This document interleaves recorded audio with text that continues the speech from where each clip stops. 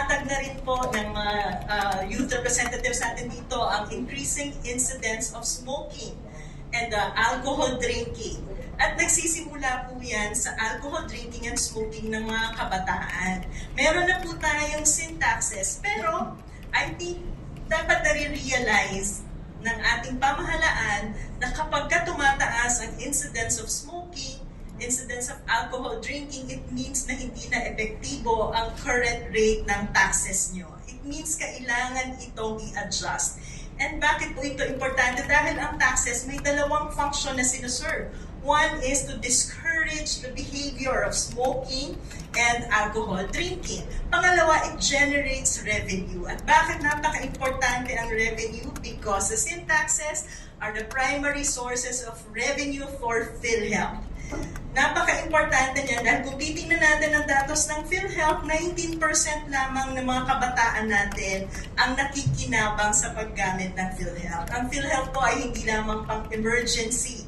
Ang PhilHealth po dapat kasama ang preventive and primary care. So hindi lang dapat edukado ang ating workforce, kailangan malusog din sila. Pero paano sila magiging malusog kung ang PhilHealth naman ay hindi natin pinupondohan at hindi napopondohan?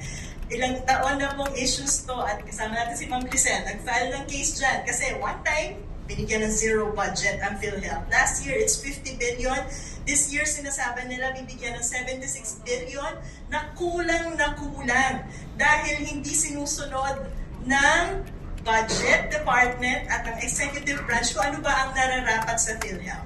Malinaw po sa batas na dapat ang PhilHealth ay ina-allocate ng specific percentage from syntax at hindi yan nabibigay.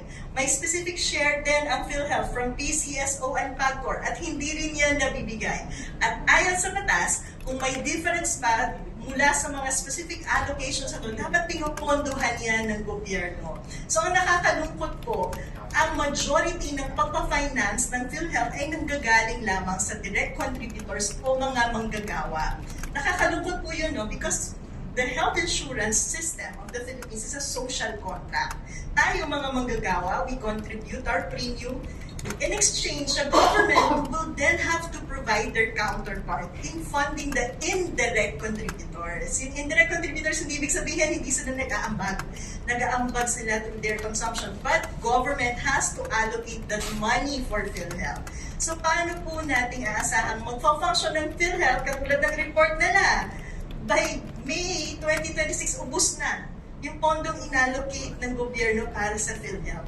So how are we going to have an effective health insurance kung hindi ito mapupondohan? Kaya sinusuportahan ko po yung panawagan ng mga kasama nating kabataan dito. At of course, yung initiative ng ating mga legislators na kailangan i-adjust itong syntaxes na to for two purposes. One is to discourage the behavior of smoking and alcohol drinking, and number two, to generate revenues and for the government to allocate those revenues for PhilHealth to make sure that we get the services that we deserve. Dahil yan ang kailangan natin sa economic growth na kailangan na rin tutukan dahil hindi pwedeng pa petics lang ang economic policy natin. Maganda.